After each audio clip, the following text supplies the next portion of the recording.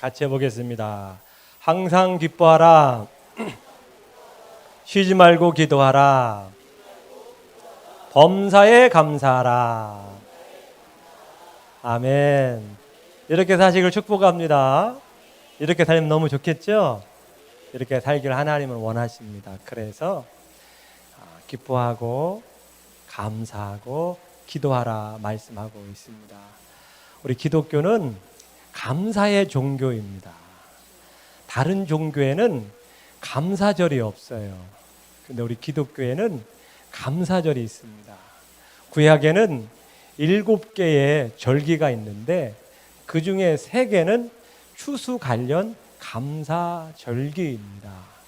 그래서 이스라엘의 모든 남성들은 1년에 3번씩 예루살렘 성전에 올라가서 이 절기를 지키며 하나님께 감사하는 시간을 가졌습니다.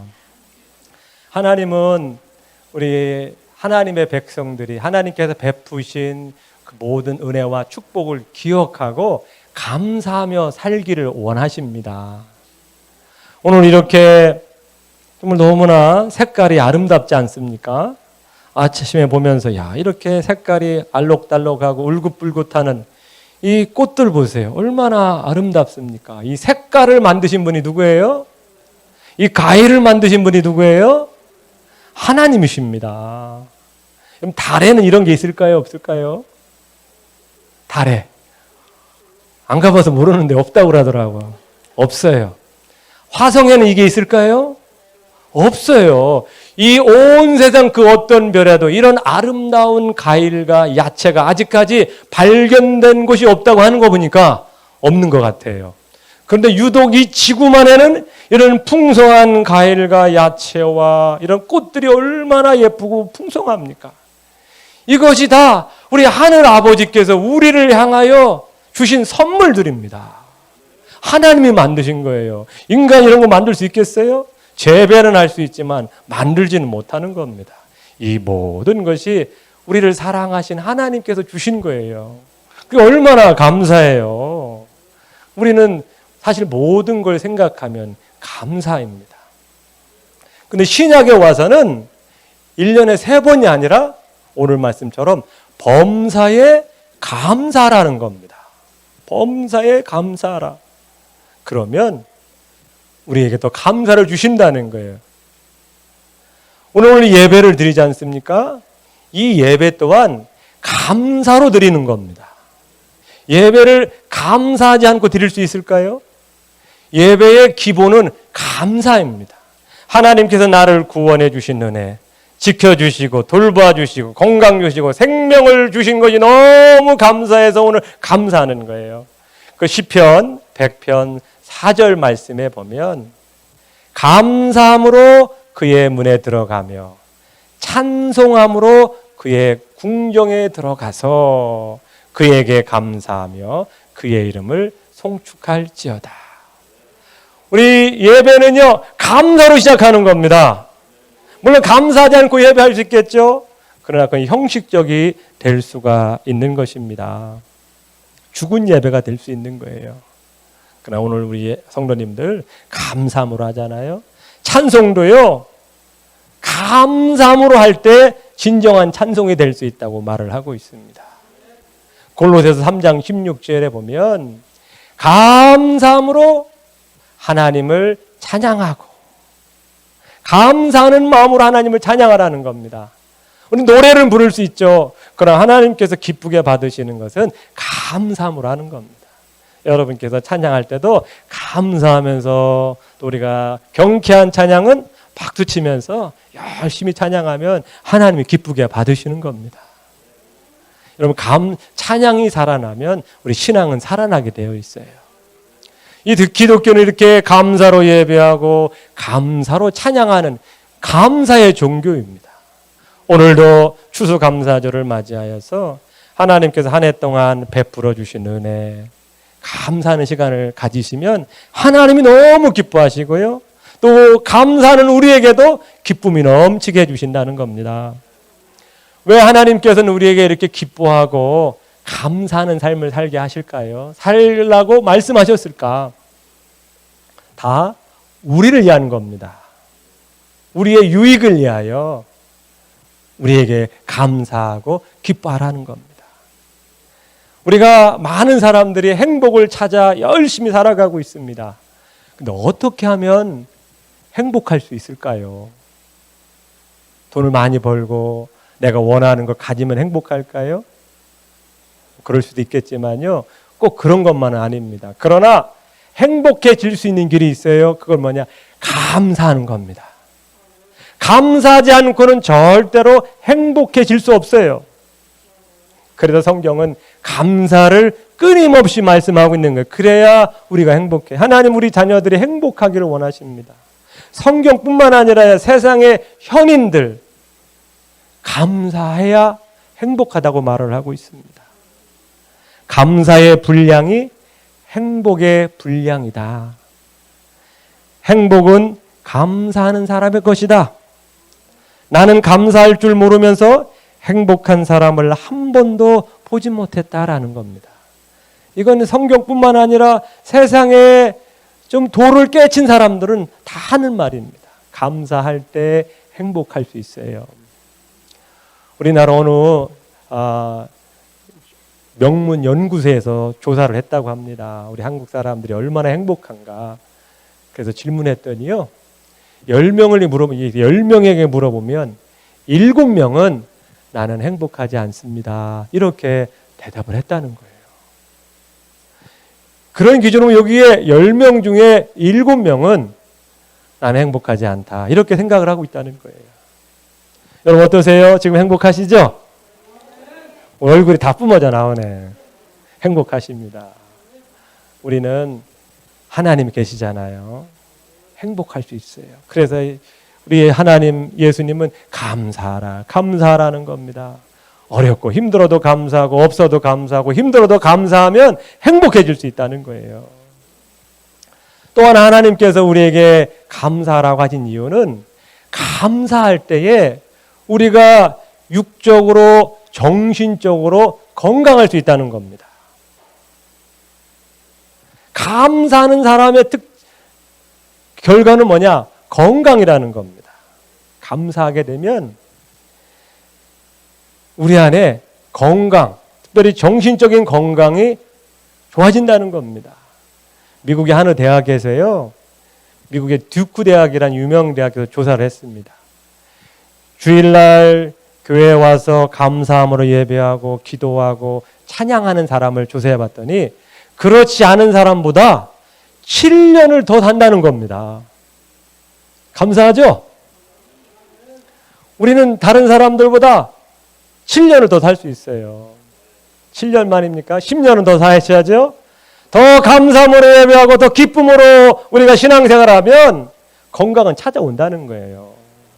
건강은 찾아옵니다. 무엇보다도 또 다른 조사에 의하면 이게 감사함으로 예배하고 신앙생활하고 감사하며 살아가는 사람은요, 고혈압이 현저하게 줄어든다는 겁니다.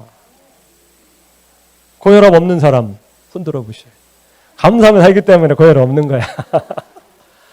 이거 연구조사에 나오는 거예요. 지금 고혈압이 젊으신 분들 지금처럼 예배하고 감사하고 기뻐하며 살면 혈압 문제 없다는 겁니다. 특별히 감사하며 예배하고 찬양하고 기도하는 사람들은요, 우울증 효과에 아주 탁월하다고 합니다. 우울증. 오늘 얼마나 많은 사람들이 우울증에 힘들어하고 있어요. 우울증은 중년뿐만 아니라 젊은 사람들까지도 이게 굉장히 확장되어가고 있는데 우울증 치료에 아주 효과적이라는. 감사하는데 우울이 어떻게 찾아올 수 있겠어요? 기뻐하는데 어떻게 우울증이 찾아올 수 없습니다. 우리가 근심하고 염려하니까 우울이 찾아오는 거예요. 무엇보다도 감사하면요, 암이 걸리기가 매우 힘들다는 겁니다. 암이. 왜냐하면 감사할 때에 우리 몸에 엔돌핀이라는 좋은 호르몬이 나온다는 거예요. 이 엔돌핀은 암을 예방하는 데 아주 탁월하다고 합니다. 암. 여기 계신 분들은 이제 암 안 걸릴 거예요. 걱정하지 마세요. 걸릴 수가 없어요. 기뻐하고 감사하고 예배하고 찬양하고 날마다 살아가면요, 암이 들어올 수가 없어요. 아멘. 반면에요, 우리가 우울해하고 속상하게 하고 원망하고 불평하면 우리 몸에서 안 좋은 게 흘러나온대요.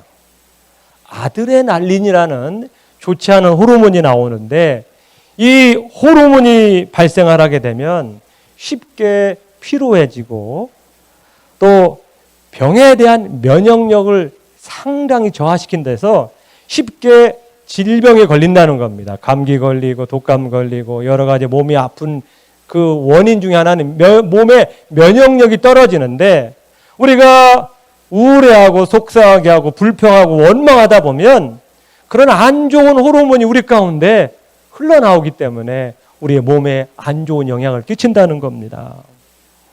특별히 원망과 불평은요, 우리 정신 건강에 아주 해롭습니다. 우리 성도님들 이 몸, 육신의 건강뿐만 아니라 정신 건강도 굉장히 중요한 겁니다. 좀 전에 우울증이라든지 여러 가지 정신질환이 너무너무 많이 발생하고 있어요. 특별히 우리가 남을 원망하잖아요. 그러면 어떤 현상이 나면 남을 불신하게 됩니다. 그리고 남을 적으로 여기게 돼요. 그때부터 관계가 안 좋아지는 겁니다. 이 밖에도 우리가 감사하면요, 대인관계에 너무나 좋은 영향을 미친다는 겁니다. 만날 때마다 감사하고 고맙습니다. 이렇게 감사를 표현하고 감사하게 되면 사람들이 나를 좋아한다는 거예요. 주변 사람이 나를 좋은 이미지로 바라본다는 겁니다. 감사할 때에 우리에게 너무나 많은 유익이 있다는 겁니다. 우리 성도님들 감사하셔서 오래 사시고요, 건강하게 사시고 주변에 좋은 사람들 많이 만들어 가시길 축복합니다. 오늘 범사에 감사하라, 항상 기뻐하라. 우리가 너무나 많이 들은 말씀이고 이 말씀대로만 되면 얼마나 좋겠습니까? 근데 현실은 어떨까요? 현실은 그렇지 못하니까 우리가 힘들어하죠. 어떻게 하면 감사할 수 있을까? 과연 범사에 감사할 수 있을까요? 어떠신 것 같습니까? 범사에 감사할 수 있을까요? 감사할 수 없으면 하나님께서 그렇게 말씀하시지 않았겠죠? 이 범사에 감사하는 사람은 특별한 소수의 사람들만 할 수 있다? 그렇게 말씀하지 않았습니다. 우리 모두에게 하신 말씀이죠. 어느 날에 어느 아들이 막 집으로 뛰어 들어왔어요. 아빠! 오늘 좀 너에게 참 감사한 일이 있어요. 뭔데 그래? 어떻게 그럴 수가 있어요? 하나님의 은혜가 정말 놀라워요. 그래, 뭔데 한번 말해봐. 아빠, 오늘 제가 학교에서 버스를 타고 나오는데 버스가 언덕으로 굴러서 7바퀴나 굴렀는데 어디 하나 상처 없이 지금 멀쩡해요. 너무 감사하잖아요. 감사한 일이구나. 그런데 아빠는 너보다 훨씬 더 감사한 일이 있다. 뭔데요? 아버지는 8바퀴 굴르셨나요? 아니다. 나는 한 바퀴도 안 굴렀단다. 7바퀴 굴러서 상처가 나지 않고 멀쩡한 게 감사합니까? 아니면 한 바퀴도 안 굴러서 멀쩡한 게 감사합니까? 어떻게 보면 두 개 다 감사하죠. 아니, 어떻게 보면 한 바퀴도 안 굴른 게 감사할 수 있죠. 7바퀴 굴러 잘못하면 죽을 수 있잖아. 그런 위험의 순간에서 벗어난 게 감사할 수 있죠. 물론 7바퀴 굴러서 아무렇게 다치지 않은 것도 참 감사해요. 근데 우리가 왜 이 말씀을 드리냐면 우리는 7바퀴 굴러서 다치지 않고 멀쩡한 건 감사하지만 한 바퀴도 안 굴러서 지금 생생한 거에 대해서는 감사하다고 생각하지 않는다는 것입니다. 어떠세요? 여러분께서 교통사고를 당해서 몇 주간 병원에 입원하게 됐어요. 그러면 여러분들은 어떠실 것 같아요? 감사할 수 있겠습니까? 보통의 경우는 감사가 잘 나오지 않죠. 왜 내가 이런 교통사고를 당했을까? 바쁜데, 할 일도 많은데.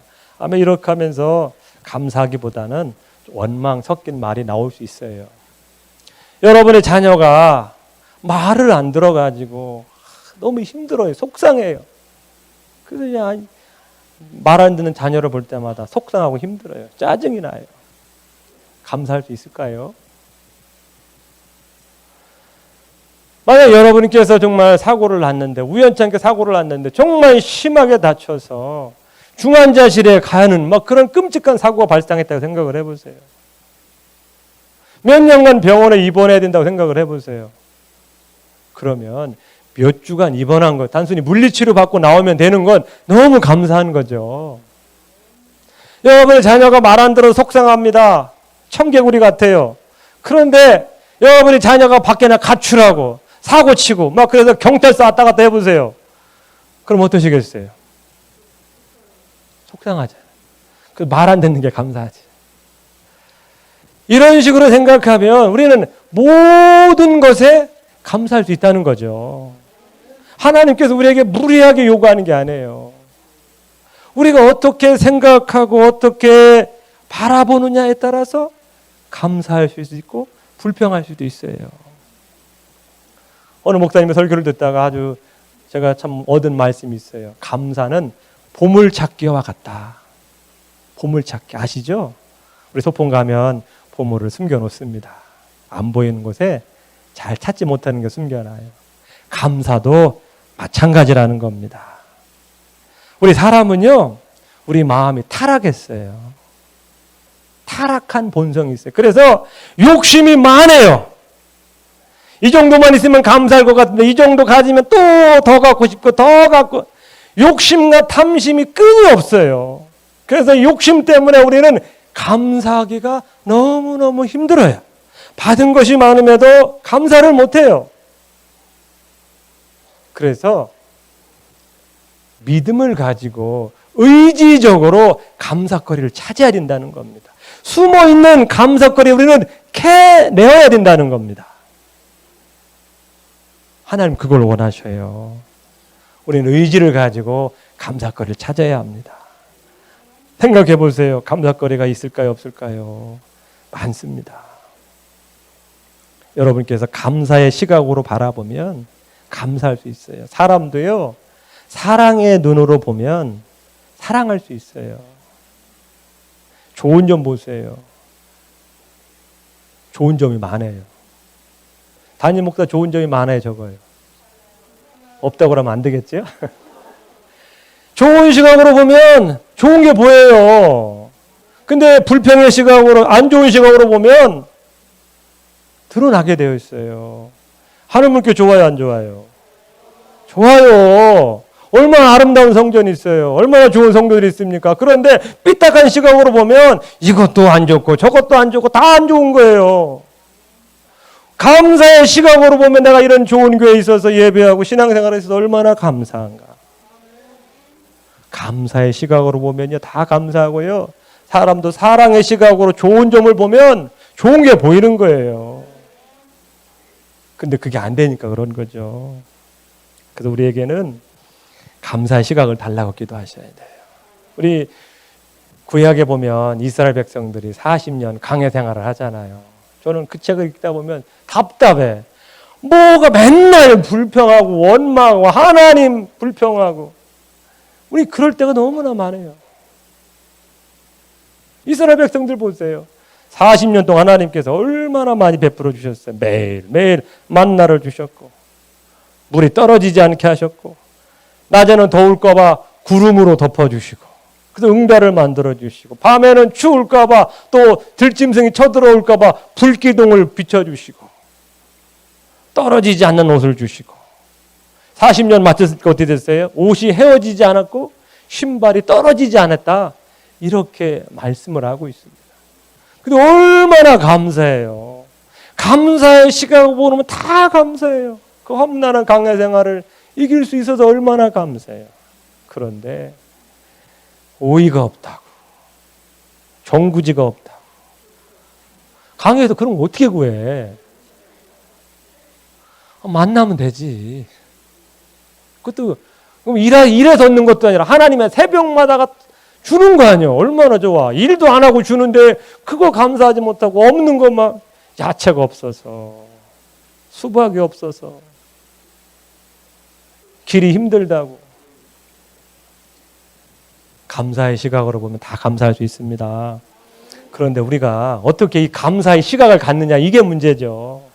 누구나 우리 감사하고 살고 싶잖아요. 사람을 사랑하며 살고 싶잖아요. 근데 잘 안 되잖아요. 근데 오늘 예수님께서 18절에 말씀하고 있습니다. 범사에 감사하라. 이는 그리스도 예수 안에서 너희를 향한 하나님의 뜻이니라.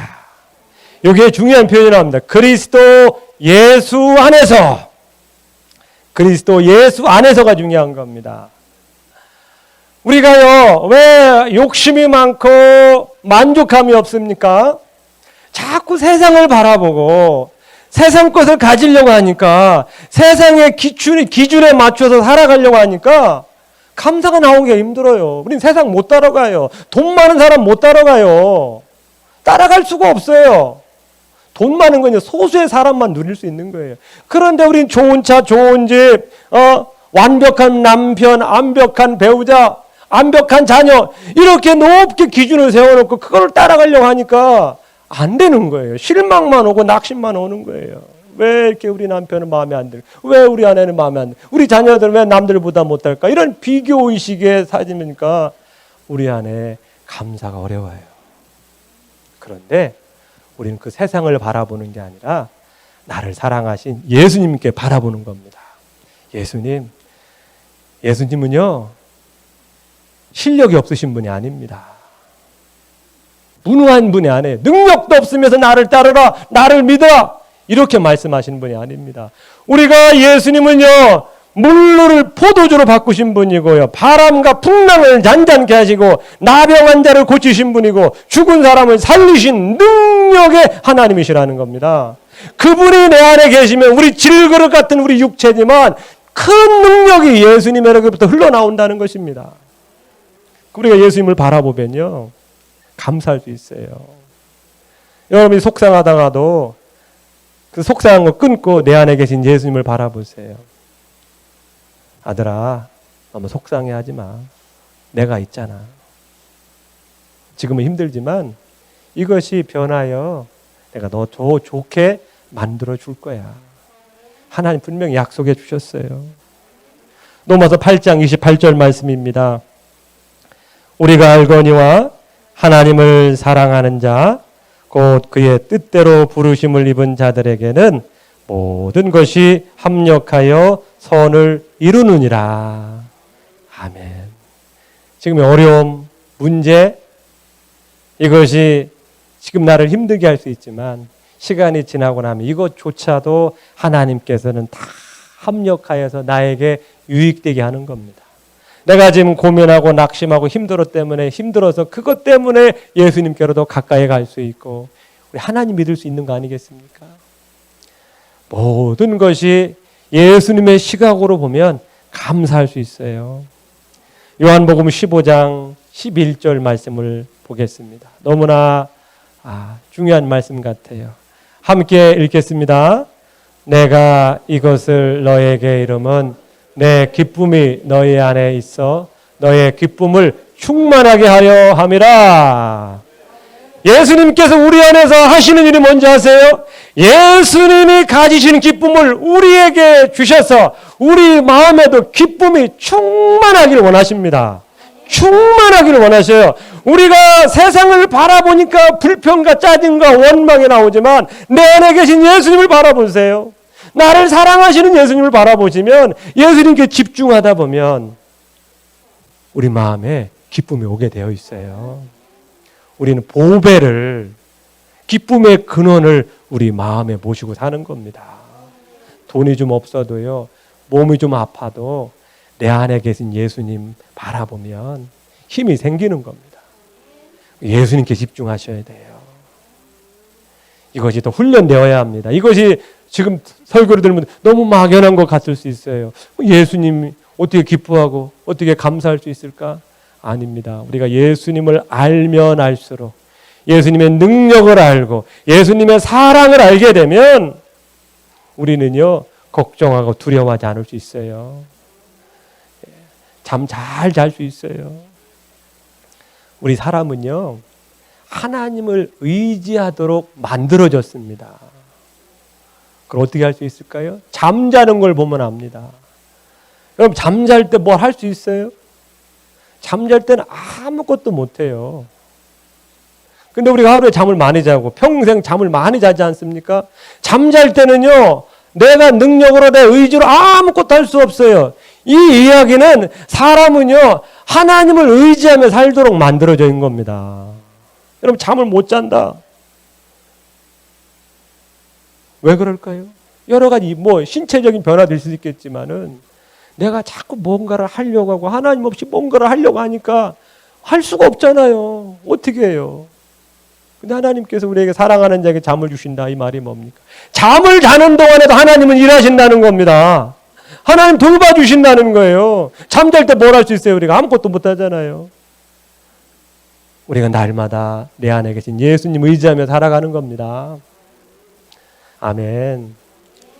하나님은요, 우리가 이 감사하며 살기를 원하고 이 감사를 잘 표현하기를 원하십니다. 감사는요, 마음으로 시작하는 겁니다. 그리고 말로 표현하는 겁니다. 그리고 나눔과 드림으로 결실을 맺는 겁니다. 우리 성도님들, 마음으로 감사하세요. 그리고 말로 표현하세요. 우리 주위 분들에게 다시 한번 감사합니다 한번 해보세요. 감사 한번 인사해보세요. 야, 잘 섬겨주셔서 감사합니다. 고맙습니다. 이렇게 말로 하면 듣는 사람 어때요? 기분 나빠요? 좋죠? 예, 기분 나쁜 사람이 있으면 제정신이 아닐 거예요. 감사합니다 해보세요. 예, 밥을 먹고서도 감사합니다. 감사하면 듣는 사람도 좋고 나도 좋은 거죠. 그리고 감사는요, 잘 표현되어야 합니다. 시편 50편 23절 말씀입니다. 감사로 제사를 드리는 자가 나를 영화롭게 하나니 그의 행위를 옳게 하는 자에게 내가 하나님의 구원을 보이리라. 아멘. 감사로 제사를 드린다. 감사로 제사. 이게 제사라는 건 예배를 뜻합니다. 보통 예배는 worship이라고 영어 단어가 있어요. 근데 이 제사는 sacrifice라는 희생이라는 단어를 쓰고 있어요. 감사로 희생을 드리는 자가, 이게 뭔 말입니까? 진정한 감사와 진정한 예배는 희생이라는 겁니다. 희생이 들어가야 된다는 거예요. 내 눈물과 땀이 있는 제물을 하나님께 드릴 때에 하나님이 기쁘게 받으신다는 겁니다. 우리의 제물은요, 우리의 마음과 땀이 들어간 소중한 것이죠. 희생의 제사를 드릴 때 하나님은 기뻐 받으신다는 겁니다. 보통 믿음이 없는 사람들은요, 하나님께 많이 받았으면서도 내가 늘 손해본다, 그런 생각을 하는 경우가 있습니다. 내가 하나님께 드린 시간, 물질, 정성, 헌신에 비해서 하나님께서 나에게 주신 것이 작다라고 생각을 하는 경향이 있어요. 정말 그럴까요? 그렇지 않습니다. 믿음 있는 사람은요, 빚진 자로 살아갑니다. 하나님께서 나를 이 땅에 태어나게 하셨고 지금까지 생명을 지켜주신 거 얼마나 감사합니까? 건강 지켜주신 것, 자녀 주신 것 너무 감사하죠. 예수님께서 나를 위하여 십자가에 돌아가실 만큼 나를 사랑하셨습니다. 우리가 그 은혜를 어떻게 다 갚을 수 있겠어요? 우리는 못 갚아요. 아무리 많이 드려도 못 갚아요. 우리는 빚진 자입니다. 그래서 믿음이 좋고 신앙이 좋은 분은요, 하나님 빚진 자입니다. 좀 많이 드리지 못해서 죄송합니다. 이런 마음을 갖고 살아가요. 우리 성도님들, 추수감사절을 맞이해서 하는 말씀이 아닙니다. 우리가 이 추수감사절은 하나님께서 명하신 절기예요. 여러분, 절기 때에는 하나님께 감사를 잘 표현할 수 있어야 돼요. 여러분이 결혼식 갈 때, 장례식 갈 때 그냥 가지 않잖아요. 요즘은 물가가 높아서 1, 2만 원 하지 않잖아요. 그렇게 하지도 않고 최소한 이게 정해진 액수가 있잖아요. 결혼식, 장례식 때도 그런데 하나님께서 나를 한 해 동안 지켜주신 은혜가 얼마나 감사해요. 우리 그런 은혜에 감사할 수 있어야 돼요. 여러분 누군가에게 섬기고 베풀어 줬는데 그거에 대해서 별로 감사하지도 않고 표현도 하지 않아 보세요. 다음에 해주고 싶겠어요? 물론 우리 하나님은 우리 사람과 다르지만요. 우리 하나님은 작은 것에 대해서도 감사하면 나의 그 수고를 알구나. 나의 그 섬김을 아는구나 하면서 더 큰 걸 주시고 더 큰 걸 주시는 분입니다. 감사하지도 않는데 주겠어요? 이런 축복이라는 건 소중한 겁니다. 물질의 축복, 건강의 축복, 자녀의 축복은요 너무 귀한 겁니다. 이 귀한 것을 받았으면 우리는 정말 그 받은 거에 맞게 감사할 수 있어야 돼요. 하나님께서 이스라엘 백성들에게 절기를 지킬 때는 빈손으로 내게 오지 마라. 하나님께서 각자에 주신 은혜에 따라 힘을 다하여 하나님을 섬기라 말씀하였습니다. 우리 절기 때 힘을 다하여 섬겼으면 합니다. 우리 하나님께 너무 인색하지 마시고요. 감사가 풍성하시기를 축복합니다. 그러면 나도 감사하고 하나님은 더 기뻐하셔서 우리 가정과 자녀, 우리 생업 축복해 주실 줄 믿습니다. 아멘.